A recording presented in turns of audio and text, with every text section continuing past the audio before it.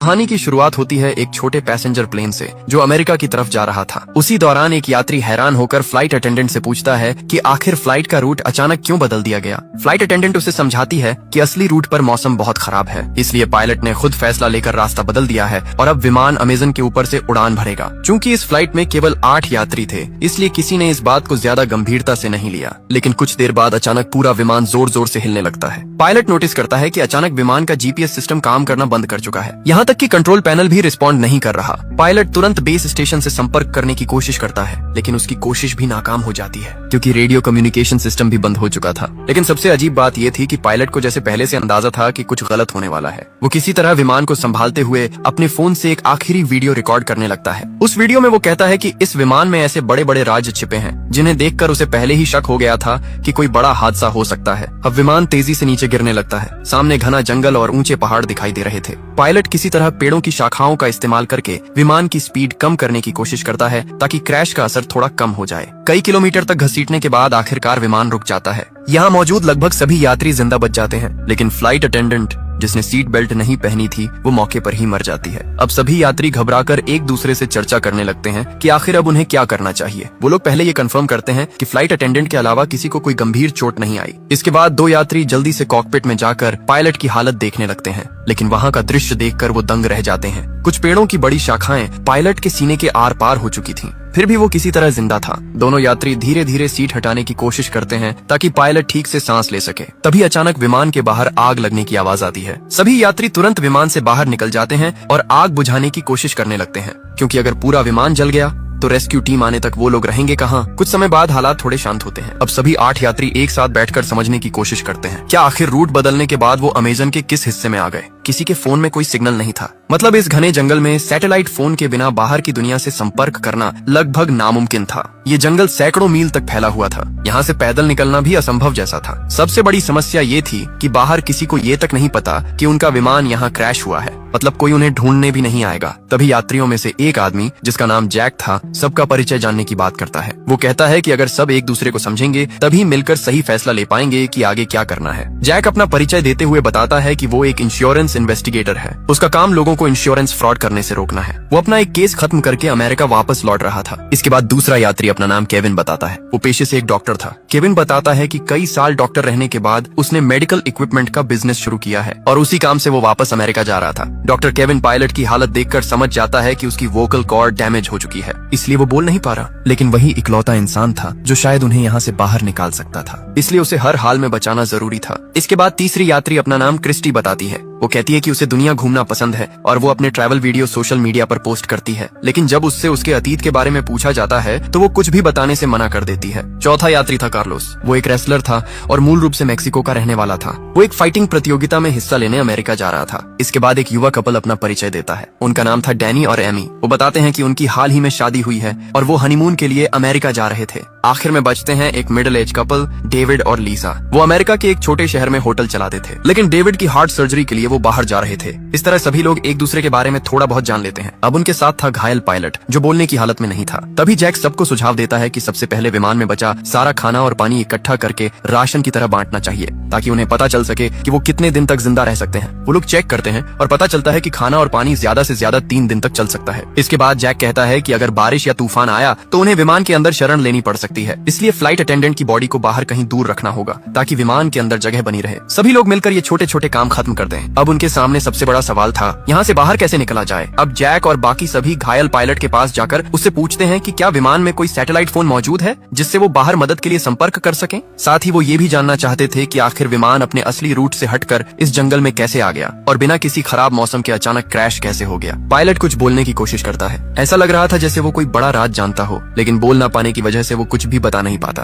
तभी जैक कहता है कि चूंकि केविन एक डॉक्टर है इसलिए उसे पायलट का इलाज करना चाहिए, लेकिन केविन तुरंत मना कर देता है। वो कहता है कि पायलट को बचाने के लिए सर्जरी करनी पड़ेगी और इस जंगल में उसके पास ना तो सही मेडिकल उपकरण है और ना ही दवाइयाँ। अगर वो अभी सर्जरी करेगा तो शायद पायलट और जल्दी मर जाएगा, इसलिए सभी फैसला करते हैं कि फिलहाल पायलट के ठीक होने का इंतजार करना ही बेहतर होगा। उधर लीसा विमान से खाना निकालकर सभी में थोड़ा थोड़ा बांट देती है। खाना खाने के बाद सभी लोग उम्मीद करने लगते हैं कि शायद वो यहाँ से बाहर निकल पाएंगे। तभी क्रिस्टी पास के एक ऊंचे पहाड़ की तरफ देखते हुए कहती है कि शायद अगर वो लोग ऊपर चढ़ जाएं तो किसी फोन में सिग्नल आ सकता है, इसलिए उन्हें वहां जाकर कोशिश करनी चाहिए। लेकिन तब तक शाम हो चुकी थी, इसलिए सभी तय करते हैं कि अगली सुबह वो पहाड़ की तरफ जाएंगे। तभी पायलट की हालत अचानक और खराब होने लगती है, यहाँ तक कि केविन, जो अब तक कुछ नहीं कर रहा था, वो भी समझ जाता है कि अगर कुछ नहीं किया गया तो पायलट वैसे ही मर जाएगा। इसलिए वो रिस्क लेने का फैसला करता है। केविन कहता है कि वो इसी हालत में किसी तरह पायलट की सर्जरी करने की कोशिश करेगा। अब वो बचेगा या नहीं ये उसकी किस्मत पर निर्भर करेगा। केविन की बात मानकर बाकी लोग विमान से जरूरत का सामान ढूंढ कर लाते हैं। वो लोग एक सब्जी काटने वाला चाकू, शराब और बाकी छोटी मोटी चीजें इकट्ठा करते हैं जो सर्जरी में काम आ सकती थीं। अब डॉक्टर केविन बिना एनेस्थीसिया के सर्जरी शुरू करता है।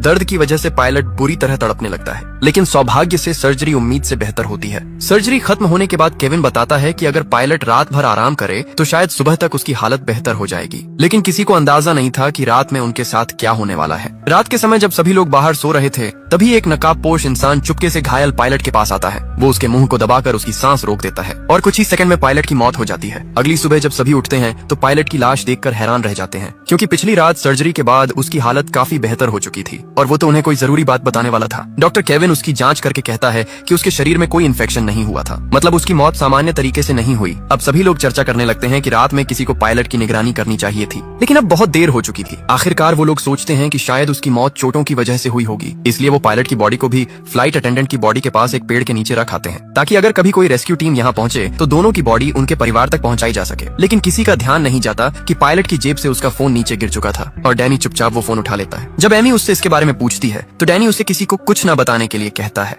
क्योंकि अब उसे किसी पर भरोसा नहीं रहा था। इसके बाद डैनी अकेले पायलट की बॉडी के पास जाता है और उसका एक उंगली काट लेता है ताकि फिंगरप्रिंट से फोन अनलॉक किया जा सके। उधर मिडिल एज कपल डेविड और लीसा आपस में बात कर रहे होते हैं। लीसा अपने पति से कहती है कि उसे नहीं लगता पायलट की मौत सामान्य थी। वो पहले एक अस्पताल में नर्स रह चुकी थी और उसने एक बार एक मरीज को दम घुटने से मरते देखा था। लीसा बताती है कि पायलट का चेहरा भी उसी मरीज की तरह काला पड़ गया था, मतलब किसी ने जानबूझकर उसकी सांस रोकी थी। लेकिन उसने ये बात बाकी लोगों को नहीं बताई, क्योंकि साफ था कि उन 8 लोगों में से ही कोई एक कातिल था। डेविड हैरान होकर पूछता है कि आखिर कोई यात्री पायलट को क्यों मारेगा, लेकिन लीसा कहती है कि अब उन्हें ये पता लगाना होगा और अब से उन्हें बहुत सावधान रहना होगा। उन्हें खुद के अलावा किसी पर भरोसा नहीं करना चाहिए। इसी दौरान लीसा को अचानक महसूस होता है कि कोई उनकी बातें सुन रहा है, इसलिए वो तुरंत बात करना बंद कर देती है। उधर ट्रैवलर क्रिस्टी एमी के पास आकर कहती है कि उसे पता है कि डैनी और एमी असल में हनीमून पर नहीं जा रहे। अब एमी सच बता देती है। वो कहती है कि वो एक अमीर बिजनेसमैन की बेटी है और डैनी उसके घर का ड्राइवर था, लेकिन दोनों एक दूसरे से प्यार करने लगे और जब उन्हें लगा कि उनका परिवार इस रिश्ते को कभी स्वीकार नहीं करेगा,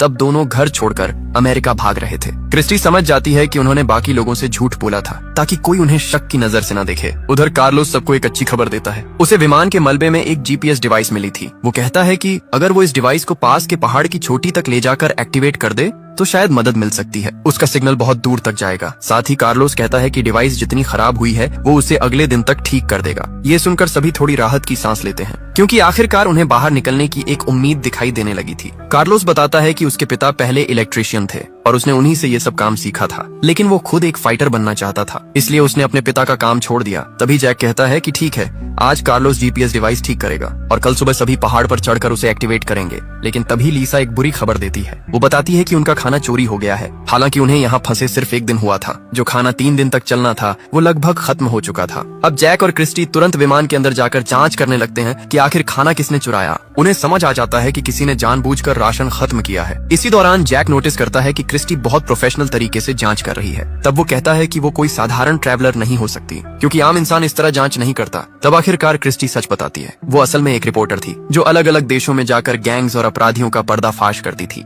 इसीलिए उसने अपने बारे में झूठ बोला था ताकि अगर यात्रियों में कोई अपराधी हो तो वो उस पर हमला न करे। मतलब वहाँ मौजूद हर इंसान अपने अतीत के बारे में कुछ न कुछ छिपा रहा था। अब क्योंकि उनके पास खाने और पानी की कमी हो चुकी थी, इसलिए कार्लोस को जीपीएस डिवाइस ठीक करने के लिए छोड़कर बाकी सभी लोग जंगल में खाने और पानी की तलाश में निकल पड़ते हैं। चलते चलते उन्हें रास्ते में नीले रंग के कुछ मशरूम दिखाई देते हैं। क्रिस्टी अपने रिपोर्टिंग अनुभव से तुरंत समझ जाती है कि ये जहरीले मशरूम हैं और इन्हें खाने से कुछ घंटों में इंसान की मौत हो सकती है। वो सभी को चेतावनी देती है कि कोई भी गलती से इन्हें हाथ न लगाए। साथ ही वो ये भी बताती है कि ऐसे मशरूम आमतौर पर गीली जगहों पर उगते हैं, मतलब आसपास कहीं पानी का बड़ा स्रोत जरूर होगा। थोड़ा आगे बढ़ने पर उन्हें सच में एक तालाब मिल जाता है, लेकिन वहाँ का पानी साफ नहीं था, इसलिए उसे पीने लायक बनाने का तरीका ढूंढना जरूरी था। तभी अचानक पीछे से से गोली चलने की आवाज आती है। सभी लोग डरकर पीछे दौड़ते हैं। वहां पहुंचकर वो देखते हैं कि डेविड ने अपनी बंदूक से एक बंदर का शिकार किया है ताकि वो लोग उसे खाकर अपना पेट भर सकें। असल में डेविड और लीसा के पास एक बंदूक थी जिसके बारे में उन्होंने किसी को नहीं बताया था। लीसा कहती है कि वो लोग किसी को डराना नहीं चाहते थे,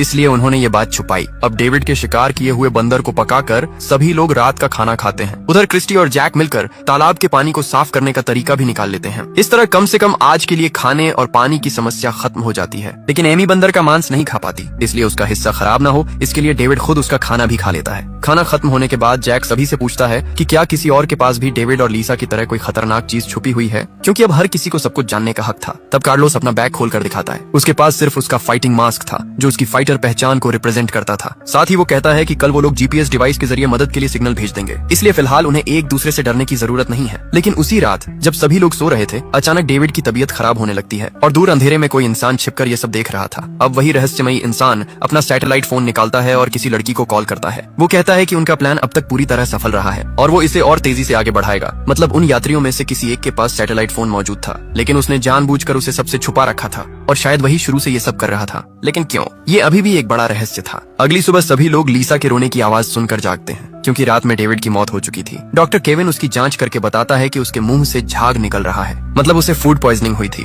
और शायद उसे वही जहरीले मशरूम खिलाए गए थे जो उन्होंने पिछले दिन जंगल में देखे थे। ये सुनते ही लीसा गुस्से में आ जाती है। वो सभी पर चिल्लाने लगती है कि उनमें से कोई एक इंसान सबको एक एक करके मार रहा है। लेकिन अब तक किसी को ये समझ नहीं आ रहा था कि आखिर कोई ऐसा क्यों करेगा। इन 8 लोगों में से तो कोई भी एक दूसरे को पहले से जानता तक नहीं था। तब लीसा सभी को बताती है कि पायलट की मौत भी सामान्य नहीं थी। उसे उसी समय समझ आ गया था कि किसी ने जानबूझकर उसका दम घोंटा था, लेकिन उसने उस वक्त कुछ नहीं कहा ताकि सभी लोग आपस में लड़ने न लगे। अब लीसा को याद आता है कि उसने ये सारी बातें डेविड को बताई थी और उसी दौरान उसे महसूस हुआ था कि कोई उनकी बातें सुन रहा था। मतलब जिसने उनकी बातें सुनी उसी ने बाद में डेविड को निशाना बनाया, क्योंकि डेविड सच के करीब पहुंच चुका था। अब सभी को समझ आने लगता है कि जब उन्होंने जंगल में जहरीले मशरूम देखे थे तब किसी ने चुपके से कुछ मशरूम उठा लिए थे और रात में उन्हें डेविड के खाने में मिला दिया। सबसे डरावनी बात ये थी कि डेविड ने एमी का खाना भी खाया था, मतलब शायद असली निशाना एमी थी। अब वहाँ मौजूद हर इंसान डर जाता है, क्योंकि अगर उनमें से कोई एक कातिल है तो हर किसी की जान खतरे में थी। ऊपर से विमान का अचानक क्रैश होना, फिर एक एक करके लोगों का मरना,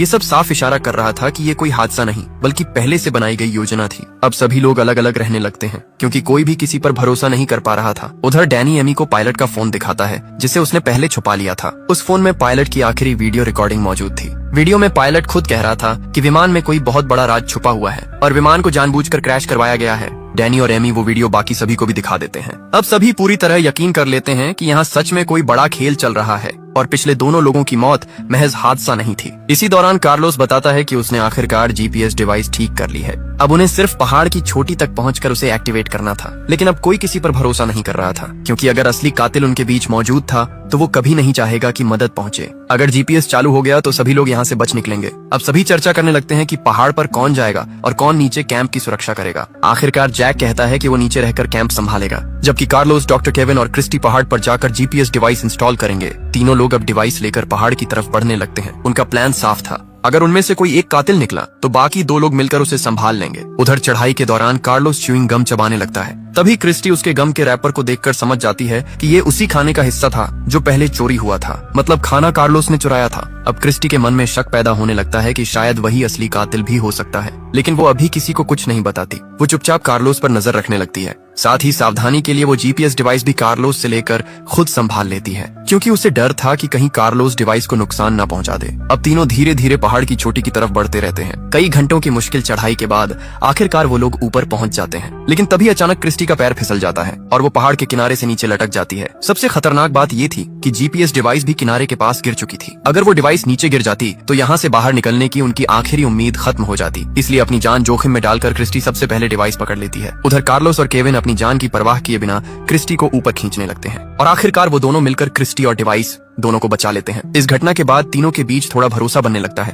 क्योंकि अगर उनमें से कोई कातिल होता तो वो आसानी से बाकी लोगों को मरने के लिए छोड़ सकता था, लेकिन उन्होंने एक दूसरे की जान बचाई। अब आखिरकार कार्लोस जीपीएस डिवाइस इंस्टॉल करना शुरू करता है। उधर डॉक्टर केविन अपने फोन में सिग्नल चेक करता है, लेकिन अब भी कोई नेटवर्क नहीं था। मतलब अब उनकी आखिरी उम्मीद सिर्फ यही जीपीएस डिवाइस थी। कुछ देर बाद कार्लोस खुश होकर बताता है कि डिवाइस आखिरकार एक्टिवेट हो चुकी है और कुछ घंटों में उसका सिग्नल दूर तक पहुंच जाएगा। अब सूरज डूबने लगा था, इसलिए तीनों वापस कैंप की तरफ लौटने लगते हैं। उधर नीचे कैंप में मौजूद बाकी लोग अब एक दूसरे पर बिल्कुल भरोसा नहीं कर पा रहे थे। लिसा अपनी बंदूक लेकर जैक को दूर रहने के लिए कहती है, क्योंकि अपने पति की मौत के बाद अब उसे हर इंसान पर शक होने लगा था। उधर डैनी भी एमी पर गुस्सा करने लगता है। वो एमी से कहता है कि अब से वो किसी और से बात नहीं करेगी और हर चीज वही संभालेगा। लेकिन अब एमी खुद डैनी पर शक करने लगी थी। उसे लगने लगा कि शायद उसने अपने ड्राइवर के साथ भागकर बहुत बड़ी गलती कर दी, क्योंकि वो डैनी के अतीत के बारे में कुछ भी नहीं जानती थी। वो सिर्फ प्यार में अंधी होकर उसके साथ भाग आई थी और अब इस जंगल में एक एक करके लोग मर रहे थे। एमी की बातें सुनकर डैनी गुस्से में चिल्लाने लगता है। वो कहता है कि अगर वो ना होता तो एमी अब तक मर चुकी होती। डैनी का ये रूप देखकर एमी डर जाती है, क्योंकि उसने पहले कभी उसे इतना गुस्से में नहीं देखा था। अब उसे अपने फैसले पर पछतावा होने लगता है। इसी बीच नीचे मौजूद चारों लोग एक दूसरे को शक की नजर से देखते रहते हैं। कुछ देर बाद पहाड़ से लौटकर कार्लोस, केविन और क्रिस्टी वापस कैंप पहुंचते हैं। वो बताते हैं कि जीपीएस डिवाइस सही तरीके से एक्टिवेट हो चुकी है और अगर किस्मत अच्छी रही तो अगले दिन तक कोई न कोई रेस्क्यू टीम वहां पहुंच जाएगी। अब बचे हुए 7 लोग अजीब खामोशी में रात का खाना खाते हैं। हर कोई बस यही सोच रहा था कि किसी तरह उन्हें सिर्फ अगली सुबह तक जिंदा रहना है। रात होते ही सभी सो जाते हैं, लेकिन कार्लोस अकेले अपनी फाइटिंग प्रैक्टिस शुरू कर देता है। वो अपनी प्रतियोगिता के लिए तैयारी पूरी करना चाहता था। कार्लोस अपने सपनों को लेकर इतना जुनूनी था कि इस भयानक हालत में भी उसका ध्यान सिर्फ प्रैक्टिस पर था। इसी वजह से उसने पहले खाना भी चुराया था ताकि उसकी डाइट खराब ना हो। लेकिन तभी अचानक कार्लोस देखता है कि सामने अंधेरे में कोई काले कपड़ों में खड़ा है और सबसे डरावनी बात यह थी कि उस इंसान ने कार्लोस का फाइटिंग मास्क पहन रखा था। कुछ समझ पाता उससे पहले ही वो रहस्यमय इंसान कार्लोस पर चाकू से हमला कर देता है और कुछ ही सेकंड में कार्लोस की हत्या हो जाती है। अगली सुबह जब सभी उठते हैं तो कार्लोस कहीं दिखाई नहीं देता। तब जैक कहता है कि उन्हें अलग अलग होकर उसे ढूंढना चाहिए, लेकिन डॉक्टर केविन याद दिलाता है कि अगर जीपीएस डिवाइस काम कर रही है तो अब तक रेस्क्यू टीम आ जानी चाहिए थी। उन्हें नहीं पता था कि रात में किसी ने चुपके से जीपीएस डिवाइस की वायर काट दी थी, मतलब कोई सिग्नल बाहर जा ही नहीं रहा था। इस सच्चाई से अनजान बाकी लोग जंगल में कार्लोस को ढूंढने निकल पड़ते हैं, लेकिन काफी देर तक खोजने के बाद भी कार्लोस कहीं नहीं मिलता। तब केविन कहता है कि उन्हें दोबारा पहाड़ पर जाकर जीपीएस डिवाइस चेक करनी चाहिए। क्रिस्टी भी उसके साथ जाने को तैयार हो जाती है, क्योंकि अब किसी को अकेले भेजना बहुत खतरनाक था। दोनों पहाड़ की तरफ बढ़ने लगते हैं। रास्ते में अचानक उन्हें आसमान में बहुत सारे पक्षी एक जगह मंडराते दिखाई देते हैं। ये देखकर दोनों समझ जाते हैं कि वहाँ जरूर कुछ हुआ है, इसलिए वो पहाड़ की तरफ जाने के बजाय उसी दिशा में बढ़ने लगते हैं और वहाँ पहुंचकर उनका दिल दहल जाता है, क्योंकि वहाँ कार्लोस की लाश पड़ी थी। किसी ने पिछली रात उसकी हत्या करके उसकी बॉडी वहाँ फेंक दी थी। अब केविन और क्रिस्टी वापस कैंप लौटते हैं और बाकी लोगों को बताते हैं कि उन्होंने एक और साथी खो दिया है। अब सभी का शक सीधे डैनी और एमी पर जाने लगता है, क्योंकि पिछली रात कार्लोस उन्हीं दोनों के सबसे पास सोया था। हालांकि डैनी समझाने की कोशिश करता है कि वो ऐसा क्यों करेगा, लेकिन अब हर किसी के दिमाग में एक ही सवाल घूम रहा था, अगर उनमें से कोई एक कातिल है तो आखिर उसका मकसद क्या है? वो एक एक करके सबको क्यों मार रहा है? तभी लिसा बताती है कि पिछली रात उसकी बंदूक की सारी गोलियां चोरी हो गईं। उसके पास अब सिर्फ एक आखिरी गोली बची थी जो उसकी जेब में थी। ये सुनकर केविन कहता है कि जब उसने डैनी का इलाज किया था तब उसने उसकी पीठ पर एक टैटू देखा था, और ऐसा टैटू आमतौर पर गैंग के लोग बनवाते हैं, मतलब डैनी किसी गैंग से जुड़ा हो सकता है। ऊपर से एमी भी उसके अतीत के बारे में कुछ नहीं जानती थी, इसलिए शक और बढ़ जाता है। लेकिन डैनी कहता है कि वो टैटू उसने खुद नहीं बनवाया था, उसे झूठे केस में जेल भेजा गया था और वहाँ गैंग के लोगों ने जबरदस्ती उसके शरीर पर वो टैटू बना दिया। वो कहता है कि जेल से निकलने के बाद उसने अपनी जिंदगी बदलने की कोशिश की और तभी उसे एमी के घर ड्राइवर की नौकरी मिली। वहीं उसे एमी से प्यार हो गया। डैनी साफ कहता है कि वो अपराधी नहीं है और वो ये सब नहीं कर रहा। साथ ही वो एमी को ये भी बताता है कि शुरुआत में वो उसके पैसों की तरफ आकर्षित हुआ था, लेकिन बाद में उसे सच में एमी से प्यार हो गया और अब वो उसे बचाने के लिए कुछ भी कर सकता है। इसी दौरान शाम हो जाती है और अचानक जंगल में तेज तूफान और भारी बारिश शुरू हो जाती है। सभी लोग भागकर वापस विमान के अंदर आ जाते हैं, लेकिन तभी उन्हें आखिरकार वो चीज दिखाई देती है जिसकी वजह से शायद ये सब हो रहा था। बारिश के कारण विमान की छत का एक हिस्सा टूट जाता है और वहाँ से कई बड़े बैग नीचे गिरते हैं। जब जैक छत हटाकर ठीक से देखता है तो सभी दंग रह जाते हैं, क्योंकि उन बैग्स के अंदर सफेद रंग के कई पैकेट भरे हुए थे। सभी तुरंत समझ जाते हैं कि ये ड्रग्स हैं और उनकी कीमत करोड़ों में होगी। अब धीरे धीरे सारी बातें साफ होने लगती हैं। एयरलाइन असल में सामान्य यात्रियों की आड़ में ड्रग्स की तस्करी कर रही थी। शायद इसी वजह से उनकी फ्लाइट टिकट बाकी फ्लाइट से इतनी सस्ती थी। अब डैनी, जिसने पहले गैंग के साथ काम किया था, वो तुरंत पहचान जाता है कि ये बहुत बड़ा ड्रग ऑपरेशन है। उसे समझ आ जाता है कि शायद एयरलाइन का राज किसी तरह लीक हो गया था और इसलिए विमान को जानबूझकर इस जंगल में क्रैश करवाया गया।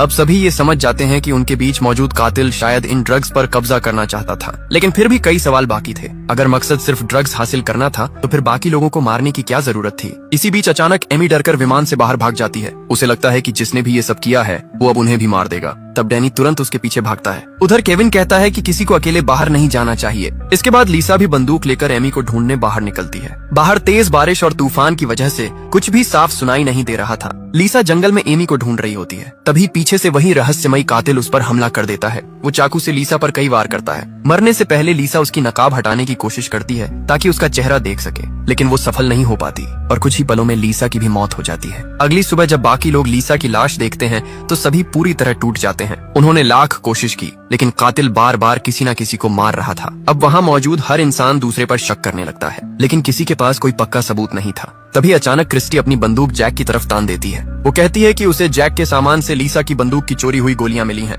मतलब जैक ही असली कातिल हो सकता है। लेकिन क्रिस्टी के पास सिर्फ यही सबूत नहीं था, उसे जैक के बैग से एक सैटेलाइट फोन भी मिला था। अब क्रिस्टी पूरी तरह यकीन कर चुकी थी कि जैक ही ये सब कर रहा है। हालांकि जैक खुद को बेगुनाह बताता है। वो कहता है कि हाँ, उसने लीसा की बंदूक से गोलियां निकाली थीं, लेकिन उसने ऐसा इसलिए किया क्योंकि उसे लगा था कि लीसा ही कातिल है। वो सिर्फ बाकी लोगों की सुरक्षा चाहता था, लेकिन सैटेलाइट फोन उसका नहीं था। जैक कहता है कि असली कातिल ने ही उसे फंसाने के लिए वो फोन उसके बैग में रखा है। तभी केविन जल्दी से कहता है कि उन्हें उस सैटेलाइट फोन से तुरंत मदद मांगनी चाहिए, लेकिन क्रिस्टी बताती है कि वो पहले ही कोशिश कर चुकी है। फोन में एक पासवर्ड लगा हुआ है और बिना पासवर्ड के वो इस्तेमाल नहीं हो सकता। अब क्योंकि फोन जैक के बैग से मिला था, इसलिए सभी को लगता है कि पासवर्ड सिर्फ जैक को ही पता होगा। लेकिन जैक बार बार कहता है कि फोन उसका नहीं है और उसे कोई पासवर्ड नहीं पता। अब डैनी गुस्से में जैक पर हमला कर देता है, लेकिन केविन उसे रोकते हुए कहता है कि अगर उन्होंने जैक को मार दिया तो फिर फोन कभी अनलॉक नहीं होगा और तब वो लोग यहाँ से बाहर नहीं निकल पाएंगे। इसलिए फिलहाल जैक को जिंदा रखना जरूरी था। इसके बाद वो लोग जैक को बांध देते हैं। अब बचे हुए 4 लोग फैसला करते हैं कि किसी को जैक से सच उगलवाना होगा और आखिरकार ये जिम्मेदारी डॉक्टर केविन को दी जाती है।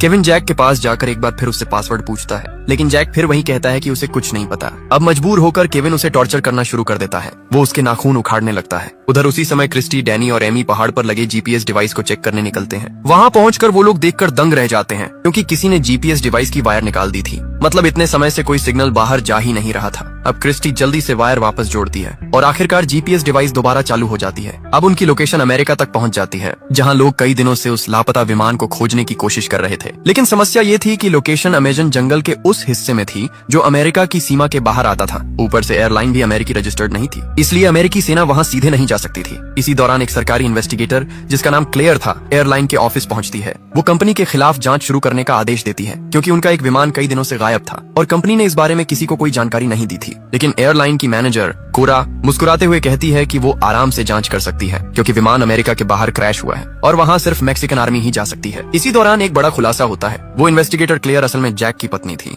और जैक एयरलाइन के खिलाफ एक गुप्त मिशन पर गया था। वो इस पूरी ड्रग तस्करी की जांच कर रहा था, इसीलिए क्लेयर अब उसे ढूंढने की कोशिश कर रही थी। इस खुलासे के बाद एक बात साफ हो जाती है, जैक असली कातिल नहीं हो सकता। लेकिन जंगल में मौजूद बाकी लोग अभी भी उसी पर शक कर रहे थे। उधर जंगल में क्रिस्टी अकेले जैक के पास आती है। अब उसे भी लगने लगा था कि शायद जैक को फंसाया जा रहा है। जैक उसे समझाता है कि अगर वो सच में कातिल होता तो वो सिर्फ गोलियां नहीं बल्कि पूरी बंदूक चुरा लेता और फिर बाकी लोगों को आसानी से मार सकता था, लेकिन उसने ऐसा नहीं किया। क्रिस्टी को उसकी बात सही लगती है, इसलिए वो चुपचाप जैक की रस्सियां खोल देती है और उसे वहां से भाग जाने के लिए कहती है, ताकि बाकी लोग उसे दोबारा टॉर्चर ना कर सकें। अगली सुबह जब बाकी लोग देखते हैं कि जैक गायब है तो वो हैरान रह जाते हैं। क्रिस्टी ऐसे व्यवहार करती है जैसे उसे कुछ पता ही ना हो, लेकिन डैनी और एमी डर जाते हैं, क्योंकि अगर जैक सच में कातिल हुआ तो अब वो आजाद था और वो किसी से भी बदला ले सकता था, खास तौर पर केविन से, जिसने पिछली रात उसे बुरी तरह टॉर्चर किया था। अब केविन खुद डरने लगता है। तभी डैनी फैसला करता है कि वो एमी को लेकर बाकी लोगों से अलग हो जाएगा, क्योंकि अब उसे किसी पर भरोसा नहीं था। लेकिन क्रिस्टी उसे समझाने की कोशिश करती है। वो कहती है कि अगर सभी अलग अलग हो गए तो असली कातिल के लिए लोगों को मारना और आसान हो जाएगा। लेकिन डैनी कहता है कि इतने दिनों तक साथ रहने के बावजूद उनके कई साथी मर चुके हैं, इसलिए अब अलग होना ही बेहतर है। उधर जैक भी कैंप से दूर जाकर अकेले रहने के लिए कोई सुरक्षित जगह ढूंढने लगता है,